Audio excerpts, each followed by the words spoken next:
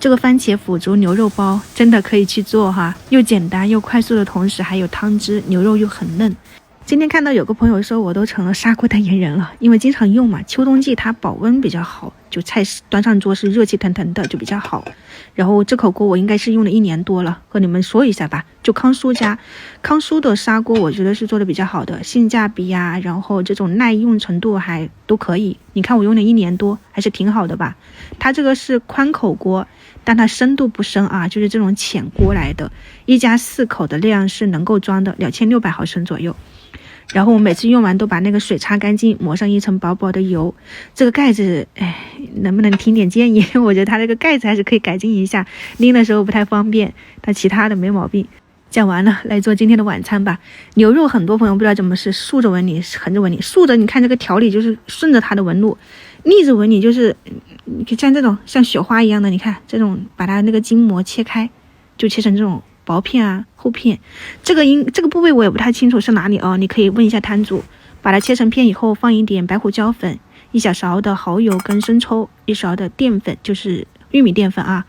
，1勺的花生油，给它们抓捏均匀，不用加盐了。生抽蚝油里面就有咸味。上浆以后烹饪方式还是挺多种的，你像可以炒可以煎可以焖可以煮，就变色了基本上也就可以吃了。这边我们先爆香一下蒜末跟葱花，放上提前切好的这种番茄，尽量切薄一点哈，炒的时候就方便。炒出汁水以后就加点盐，然后一点生抽蚝油，小半碗的清水，给它们煮开。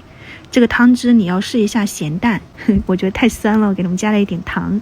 就白糖啊冰糖都可以。再把泡好的腐竹码在上面，腐竹上面再铺上牛肉，这个你可以尽量的把它摊薄一点，摊开，它这受热它的面积就大一点。盖上盖子，就中火，这样子去给它煲7、8分钟啊，5、6分钟，你就可以揭开盖子看看牛肉的状态。然后这边的话呢，我是想来煎一个这种小一点的杏鲍菇，黄油热一下，就把这种切成厚片的杏鲍菇去煎一煎，煎到两面焦香以后，它后面会出一点这种汤汁。这个煎出来有点像那种松茸的味道，我感觉就原味都很好吃。你可以撒上一点黑胡椒粉、海盐啥的，你还可以搭配辣椒酱，吃法你就看自己。然后这边焖了大概7、8分钟，出锅以后撒上葱花，你看汤汁很浓郁，整个步骤又很轻松，味道呢又非常不错的这种番茄腐竹牛肉包，供大家参考一下。这个牛肉真的就烫变颜色，你基本上就可以端上桌了，热气腾腾的。这边我还煮了一个鱼丸、肉丸这种搭配起来的这种汤喝一喝，就是菠菜汁有一点点哈，所以我就没有烫了。今天的晚餐简单搞定，明天又是周末啦，祝大家周末愉快，我就休息2天，下周一再见，拜拜。